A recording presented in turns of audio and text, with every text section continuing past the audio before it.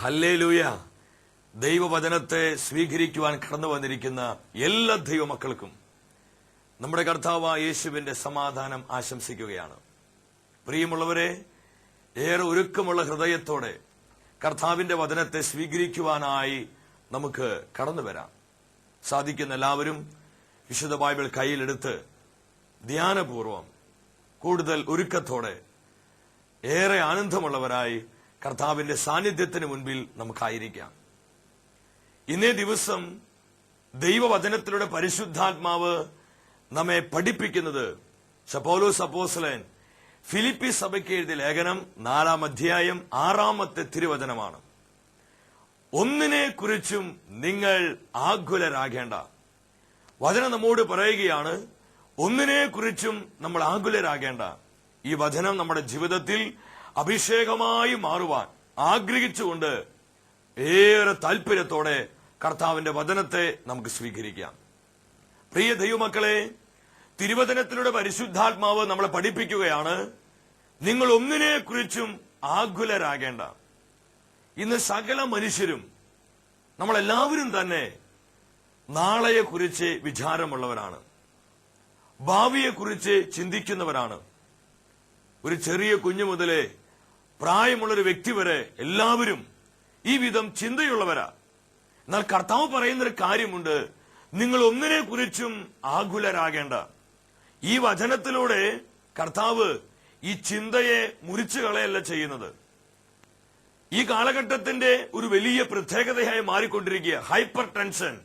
നിസാര കാര്യങ്ങൾക്ക് ടെൻഷൻ, ഒത്തിരിയേറെ അസ്വസ്ഥത, ഭാരം. കുടുംബത്തെക്കുറിച്ച് അനേകർ അസ്വസ്ഥരാകുന്നു, മക്കളെക്കുറിച്ച് അനേകർ ഭാരമുള്ളവരാകുന്നു, തൊഴിൽ മേഖലകളെക്കുറിച്ച്, സാമ്പത്തികമായ തകർച്ചകളെക്കുറിച്ച്, ആരോഗ്യപരമായ കാര്യങ്ങളെക്കുറിച്ച്, ശുശ്രൂഷപരമായ മണ്ഡലങ്ങളെക്കുറിച്ച് ഇന്ന് ഒരുപാട് വിഷയങ്ങളിൽ അനേകർ അസ്വസ്ഥരാണ്. ഈ വിഷയത്തോടുള്ള ബന്ധത്തിലാണ് ദൈവത്തിന്റെ ആത്മാവ് ഇന്ന് നമ്മെ ഓരോരുത്തരെയും വചനത്തിലൂടെ നടത്തുവാനായി പോകുന്നത്. നമുക്ക് ഒരിക്കൽ കൂടി വചനം ശ്രദ്ധിക്കാം. പൗലോസ് അപ്പോസ്തലൻ ഫിലിപ്പി സഭയ്ക്ക് എഴുതിയ ലേഖനം 4-ാം അധ്യായം 6-ാം തിരുവചനം, നിങ്ങൾ ഒന്നിനെ കുറിച്ചും ആകുലരാകേണ്ട.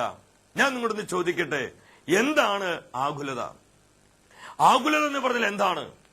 ദൈവത്തിന്റെ പരിപാലനയിലുള്ള വിശ്വാസ കുറവാണ് ആകുലത. ദൈവത്തിന്റെ കരുതലിൽ, ദൈവത്തിന്റെ നടത്തിപ്പിലുള്ള വിശ്വാസമില്ലായ്മയാണ് ആകുലത. കർത്താവിന്റെ വാക്കുകളിൽ നമുക്ക് മുറുകെ പിടിക്കാം. നിങ്ങൾ ഒന്നിനെ കുറിച്ചും ആകുലരാകേണ്ട എന്ന് കർത്താവ് പറയുമ്പോൾ നമ്മൾ നാളെ കുറിച്ച് ചിന്തയുള്ളവരായിരിക്കരുത് എന്നല്ല വചനത്തിന്റെ അർത്ഥം. കർത്താവ് ഒരു കാര്യം നമ്മളോട് നോ എന്ന് പറയുമ്പോൾ, കർത്താവ് ഒരു കാര്യം വചനത്തിനോട് വെളിപ്പെടുത്തുമ്പോൾ നമ്മൾ ഒരു കാര്യം മനസ്സിലാക്കണം, ഇതിനേക്കാൾ ശ്രേഷ്ഠമായ ഒന്ന് കർത്താവ് നമുക്ക് വേണ്ടി ഒരുക്കി വെച്ചിട്ടുണ്ട്. ഈ വചനത്തെ നമ്മൾ മുറുകെ പിടിക്കുക. കാരണം വിശ്വസിക്കുന്നവരിലാണ് വചനം പ്രവർത്തിക്കുന്നത്, വിശ്വസിക്കുന്നവരിലാണ് വചനം അഭിഷേകമായി മാറുന്നത്, വിശ്വസിക്കുന്ന ദൈവമക്കളിലാണ് വചനം അനുഗ്രഹമായി വെളിപ്പെടുന്നത്.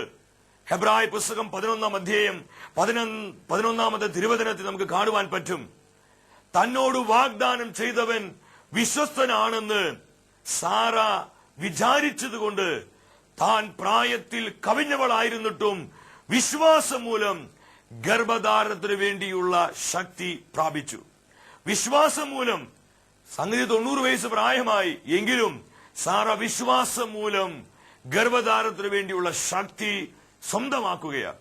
കർത്താവിന്റെ വാക്കുകളിൽ ആര് വിശ്വസിക്കുന്നുവോ, ദൈവത്തിന്റെ വാഗ്ദത്തങ്ങളിൽ ആര് മുറുകെ പിടിക്കുന്നുവോ, അവരുടെ ജീവിതങ്ങളിലാണ് വചനം അഭിഷേകമായി, വിടുതലായി, സൗഖ്യമായി വെളിപ്പെടുന്നതും വ്യാപരിക്കുകയും ചെയ്യുന്നത്.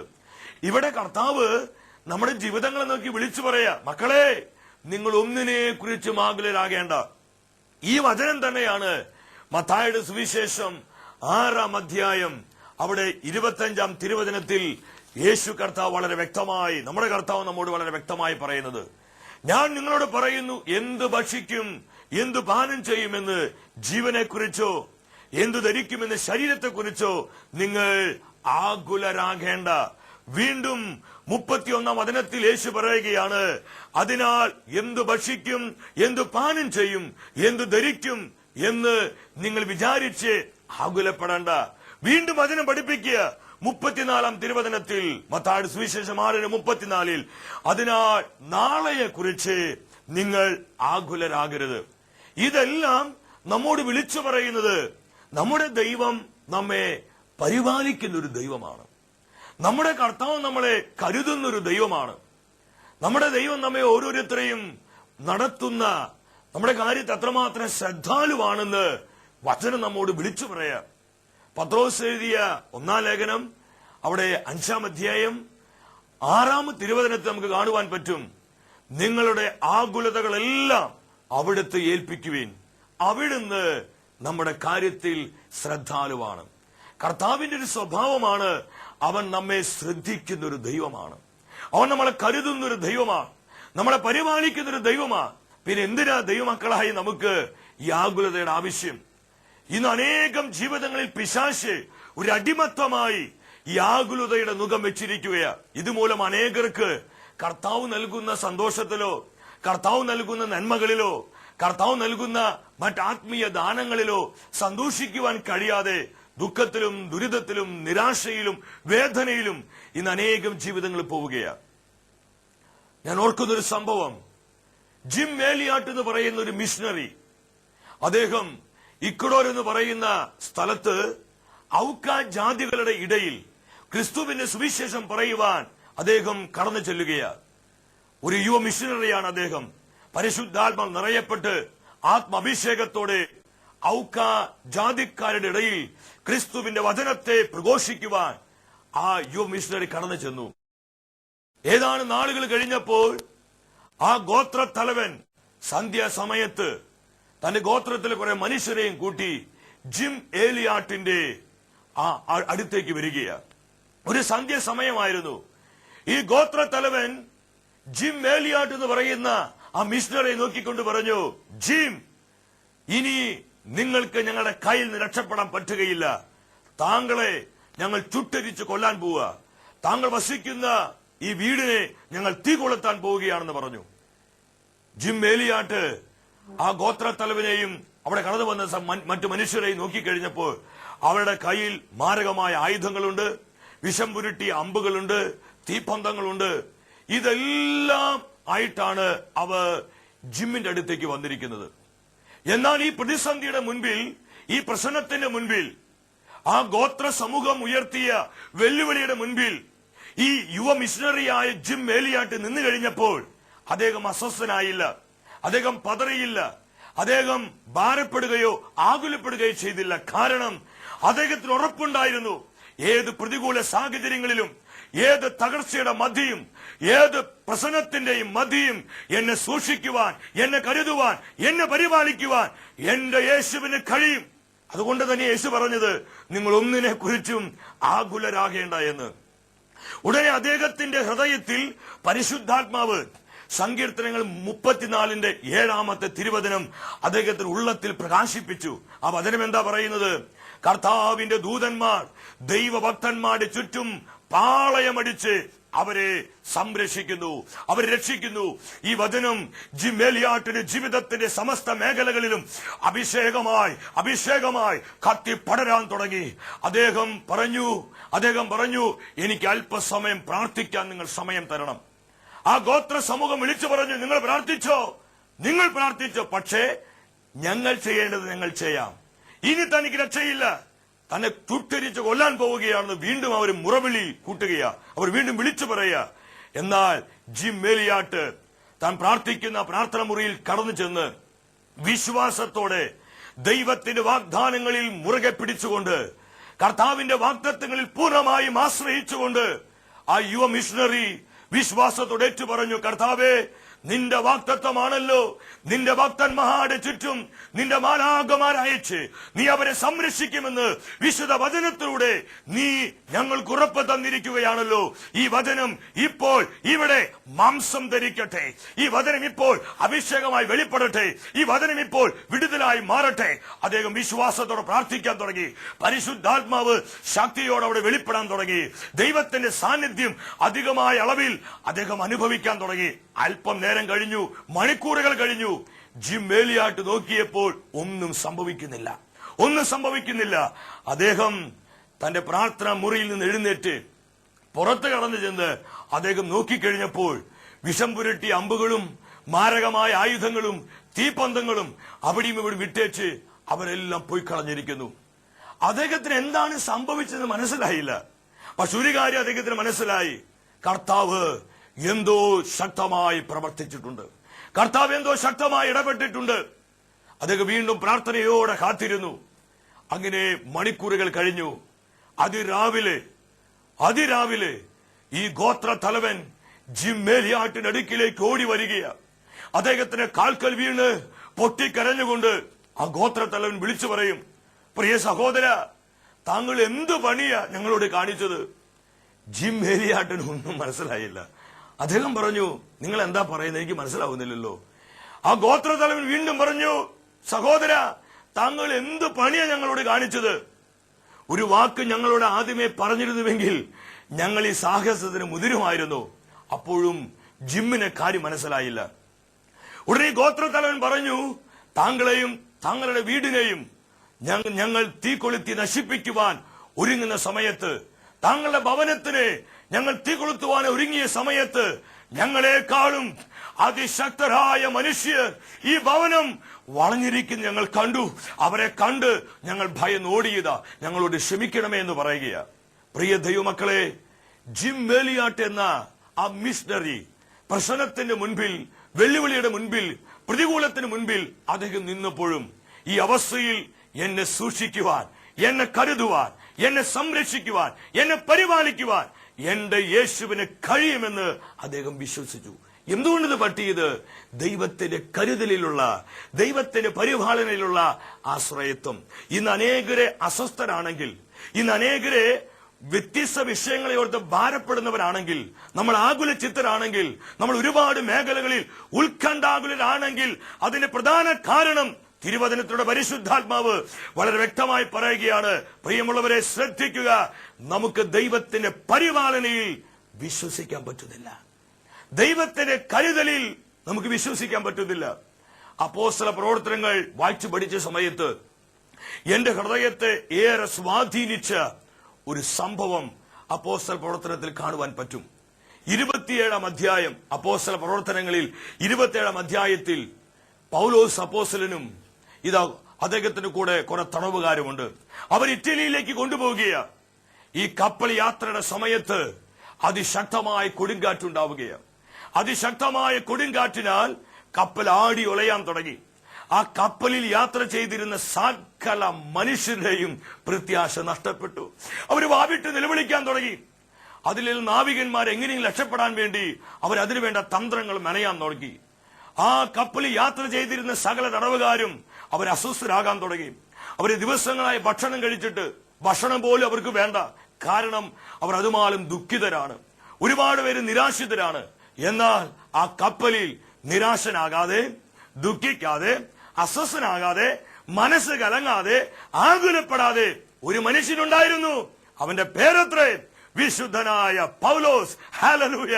കാരണം പൗലോസിന് വളരെ വ്യക്തമായ ഉറപ്പുണ്ടായിരുന്നു. പൗലോസിന് വളരെ വ്യക്തമായ ഉറപ്പുണ്ടായിരുന്നു, എന്റെ ദൈവം ഈ കപ്പലിൽ എന്നെ കയറ്റിയിട്ടുണ്ടെങ്കിൽ സീസറിന്റെ മുൻപിൽ ഞാൻ നിന്നെ നിർത്തുക തന്നെ ചെയ്യുമെന്ന് സ്വർഗത്തിലെ ദൈവം പൗലോസ് നോക്കി വിളിച്ചു പറഞ്ഞിരുന്നു. അതുകൊണ്ട് പൗലോസിന് ഉറപ്പുണ്ടായിരുന്നു, ഈ കപ്പൽ എത്രമാത്രം കൊടുങ്കാറ്റിൽ ആടിയുളഞ്ഞാലും, എത്രമാത്രം ശക്തമായ തിരമാലകൾ ഈ കപ്പലിൽ വന്ന് അടിച്ചാലും ഈ കപ്പലിനെ മുക്കിക്കളയുവാൻ ഇതിനൊന്നിനും സാധ്യമല്ല. ഞാൻ സീസറിന്റെ മുൻപിൽ ക്രിസ്തുവിന്റെ വചനത്തിന് വേണ്ടി നിൽക്കുക തന്നെ ചെയ്യുമെന്നുള്ള ഉത്തമമായ ബോധ്യം വിശുദ്ധ പൗലോസിനുണ്ടായിരുന്നു. അതുകൊണ്ട് പൗലോസ് അപ്പോസ്തലൻ എന്താ ചെയ്തെന്നറിയോ? യാത്രക്കാരെ നോക്കിക്കൊണ്ട് പൗലോസ്ലിഹ പറയുന്ന മനോഹരമായ ഒരു കാര്യമുണ്ട്. പൗലോസ്ലിഹ പറഞ്ഞു, 25-ാമത്തെ വാക്യം, അപ്പോസ്തല പ്രവർത്തനങ്ങൾ 27-25 പൗലോസ് പറഞ്ഞു, അതിനാൽ ജനങ്ങളെ നിങ്ങൾ ധൈര്യമായിരിക്കുവിൻ. ഞങ്ങളൊന്ന് ചോദിക്കട്ടെ, എങ്ങനെയാ ഇങ്ങനെയുള്ളൊരു സാഹചര്യത്തില് ധൈര്യമായിരിക്കുവിൻ എന്നൊരു മനുഷ്യന് പറയാൻ പറ്റുക? അതുമൂലം സാഹചര്യങ്ങൾ മുഴുവൻ പ്രതികൂലമായിട്ടിരിക്കുമ്പോൾ, സാഹചര്യങ്ങൾ മുഴുവൻ അതുപോലെ അസ്വസ്ഥമായിരിക്കുമ്പോൾ ആ പൗലോസ് വിളിച്ചു പറയുക, നിങ്ങൾ ധൈര്യമായിരിക്കുവിൻ. ഇത് പൗലോസിന് പറയാൻ പറ്റിയതിന്റെ കാരണം പൗലോസിന്റെ ഉള്ളിൽ ഈ ബോധ്യമുണ്ടായിരുന്നു, എന്റെ കർത്താവ് എവിടെയും എന്നെ സൂക്ഷിക്കുവാൻ മതിയായ ദൈവമത്രേ. ഹല്ലേലൂയ. ഈ ഒരു പ്രത്യാശ നമുക്ക് വേണ്ടത്. ഈ ഒരു ബോധ്യമാണ് നമ്മുടെ ഉള്ളിൽ കത്തിപ്പിടിക്കേണ്ടത്. ഈ ഒരു അഭിഷേകത്തിലേക്ക് വരേണ്ടത്. ഇന്ന് കുടുംബത്തെയോർത്ത്, മക്കളെയോർത്ത്, സാമ്പത്തിക തകർച്ചകളെയോർത്ത്, ആരോഗ്യ പ്രശ്നങ്ങളെയോർത്ത്, ഭാവിയോർത്ത്, പഠനത്തെയോർത്ത്, തൊഴിൽ മേഖലകളെയോർത്ത്, എന്തിന് ശുശ്രൂഷ മണ്ഡലങ്ങളെ ഓർത്ത് വരെ വേദനിച്ച് അസ്വസ്ഥപ്പെട്ടിരിക്കുന്ന ഒരുപാട് പേരെ ഈ ശുശ്രൂഷ സമയങ്ങളിൽ കർത്താവ് കണ്ടുകൊണ്ടിരിക്കുന്നുണ്ട്. വളരെ ശക്തമായ രീതിയിൽ കർത്താവരുടെ ജീവിതത്തിൽ ഇടപെട്ടുകൊണ്ടിരിക്കുക. പൗലോസിന് മേൽ വ്യാപരിച്ച ഇതേ അഭിഷേകം അനേകം ദൈവമക്കളുടെ മേൽ കർത്താവ് അളവില്ലാത്ത വിധം ഈ സമയം പകരുകയാണ്. അഭിഷേകരെ പ്രാപിച്ചുകൊണ്ടിരിക്കെ, വിശ്വസിക്കുന്നവർ അത് ഏറ്റെടുത്തുകൊണ്ടിരിക്കെ, കർത്താവ് ഇപ്പോൾ നിങ്ങളുടെ ജീവിതത്തിൽ, കുടുംബത്തിൽ, വിഷയങ്ങളിൽ, ആവശ്യങ്ങളിൽ കർത്താവ് പകരുന്ന അഭിഷേകത്തെ സ്വന്തമാക്കിക്കൊണ്ട് തുറന്നു വരുന്ന വചനഭാഗങ്ങളിലേക്ക് നമുക്ക് വേഗത്തിൽ പ്രവേശിക്കാം. പൗലോസ് പറഞ്ഞു, നിങ്ങൾ ധൈര്യമായിരിക്കുവിൻ. എന്നോട് പറഞ്ഞതെല്ലാം അതുപോലെ സംഭവിക്കുമെന്ന് എന്റെ ദൈവത്തിൽ ഞാൻ വിശ്വസിക്കുന്നു. തുടർന്ന് പൗലോസ് ഒരു കാര്യം പറഞ്ഞു, നമ്മൾ ഒരു ദ്വീപിൽ ചെന്നു പറ്റും. നമുക്കാർക്കും ജീവൻ അപകടത്തിലാവുകയില്ല, നമ്മുടെ ജീവൻ നശിച്ചു പോവുകയില്ല. ഈ പ്രതികൂലത്തിന് മുൻപിലും പൗലോസ് ദൈവത്തിന്റെ പരിപാലനയിൽ ആശ്രയിക്കുകയാ, ദൈവത്തിന്റെ കരുതലിൽ അവൻ ആശ്രയിക്കുകയാ. അവൻ പറഞ്ഞു 33-ാം തിരുവചനത്തിൽ, പ്രഭാതമാകാറായപ്പോൾ ഭക്ഷണം കഴിക്കാൻ പൗലോസ് എല്ലാവരെയും പ്രേരിപ്പിച്ചു. അവൻ പറഞ്ഞു, നിങ്ങൾ ആകുലചിത്തരായി ഒന്നും ഭക്ഷിക്കാതെ തുടങ്ങിയിട്ട് 14 ദിവസമായില്ലേ എന്ന് പറഞ്ഞ് അവരുടെ ഹൃദയങ്ങളെ പൗലോസ് ശക്തീകരിക്കുകയാ, അവരുടെ ഹൃദയങ്ങളെ പൗലോസ് ബലപ്പെടുത്തുകയാ. നമുക്കറിയാം, തിരുവചനം പഠിച്ചു വരുമ്പോൾ കർത്താവ് പൗലോസിനോട് പറഞ്ഞതുപോലെ തന്നെ ആ കപ്പൽ മാൾട്ട എന്ന് പറയുന്ന ദ്വീപിൽ എത്തിച്ചേരുകയാണ്. പ്രിയ ദൈവമക്കളെ, നമ്മുടെ കർത്താവ് ഏത് സാഹചര്യങ്ങളിലും, ഏത് വിഷമതകളിലും, ഏത് പ്രതികൂലങ്ങളിലും, ഏത് ദുഃഖ ദുരിതങ്ങളിലും നമ്മളെ സൂക്ഷിക്കുവാൻ മതിയായവനാ, നമ്മളെ കരുതുവാൻ മതിയായവനാ, നമ്മളെ പരിപാലിക്കുവാനും സംരക്ഷിക്കുവാനും മതിയായവനാ. അതുകൊണ്ട് തന്നെയാ കർത്താവ് നമ്മളെ നോക്കിക്കൊണ്ട് പറയുന്നത്, കരുതുന്നവൻ ഞാനല്ലയോ, കരയുന്നതെന്തിനു നീ, കണ്ണുനീരിന്റെ താഴ്വരയിൽ കൈവിടുകയില്ല ഞാൻ നിന്നെ, കണ്ണുനീരിന്റെ താഴ്വരയിൽ കൈവിടുകയില്ല ഞാൻ നിന്നെ, കണ്ണുനീരിന്റെ താഴ്വരയിൽ കൈവിടുകയില്ല ഞാൻ നിന്നെ. നമ്മളെ സൂക്ഷിക്കുവാൻ, നമ്മളെ കരുതുവാൻ നമ്മുടെ കർത്താവ് മതിയായവനാ. ഈ വചനം നമ്മൾ ഓർക്കുക, ഒന്നിനെ കുറിച്ചും ആകുലരാകേണ്ട. ഈ വചനത്തിന്റെ അഭിഷേകത്തെ ഏറ്റെടുക്കാം. തുറന്നു വരുന്ന ആരാധന ശുശ്രൂഷയിൽ കൂടുതൽ അഭിഷേകമായി നമ്മുടെ ജീവിതങ്ങൾ മാറുവാൻ, എല്ലാ ആകുലതയുടെയും നിരാശയുടെയും ദുഃഖത്തിന്റെയും മുഖങ്ങൾ ഒടിഞ്ഞു മാറി കർത്താവ് നൽകുന്ന പ്രത്യാശയിൽ നമ്മുടെ ജീവിതങ്ങൾ കൂടുതൽ കരുത്തുള്ളതായി മാറുവാൻ നമുക്ക് പ്രാർത്ഥിക്കാം. കർത്താവിന്റെ സാന്നിധ്യം നമ്മുടെ കുടുംബങ്ങളിലും ജീവിതങ്ങളിലും സമസ്ത മേഖലകളിലും വെളിപ്പെടട്ടെ. കർത്താവ് നമ്മളെല്ലാവരെയും സമൃദ്ധമായി അനുഗ്രഹിക്കട്ടെ.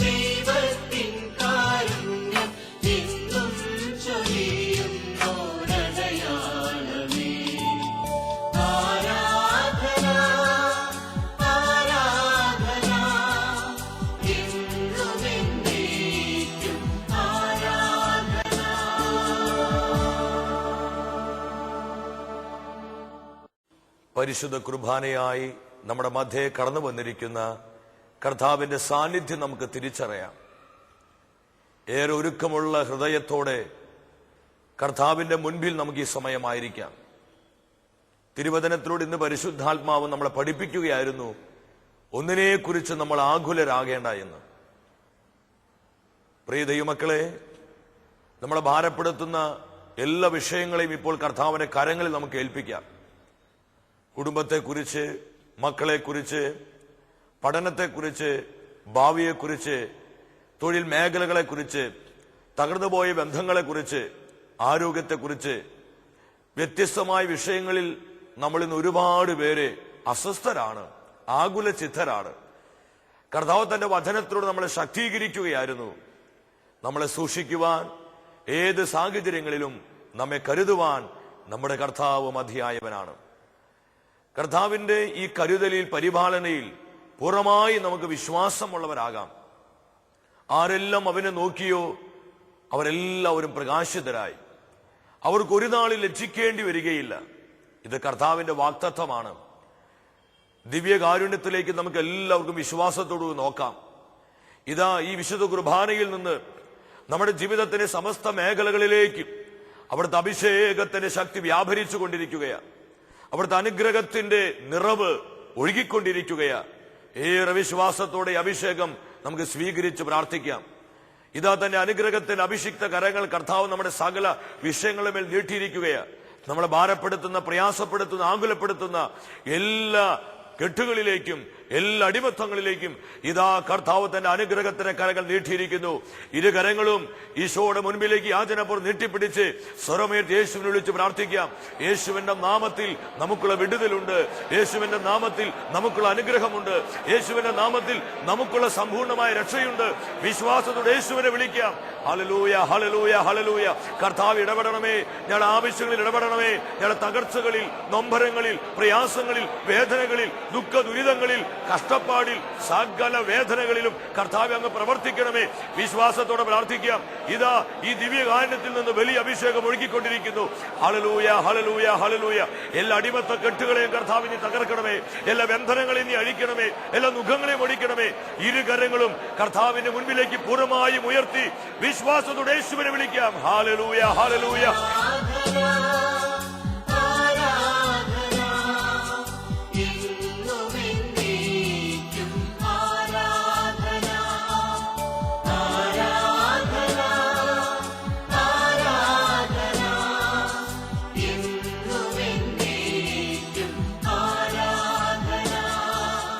അനേകർ ഇപ്പോൾ കർത്താവ് നൽകിക്കൊണ്ടിരിക്കുന്ന അഭിഷേകത്തെ സ്വീകരിച്ചുകൊണ്ട് പ്രാർത്ഥിക്ക്. ഈ അഭിഷേകത്തെ ഏറ്റെടുത്ത് പ്രാർത്ഥിക്ക്.